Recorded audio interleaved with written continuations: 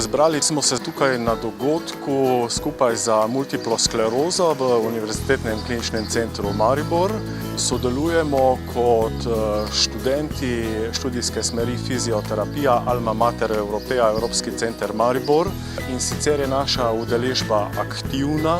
Skupaj z študenti prvih letnikov in tretjih letnikov fizioterapije skušamo pacientom prikazati pomembnost telesne vadbe pri obolenju multipla skleroza. To nekako dosegamo na način, da skušamo paciente najprej stestirati njihovo mišično moč, koordinacijo, ravnotežje in na ta način nekako poiščemo izhodišča za predpis telesne vadbe.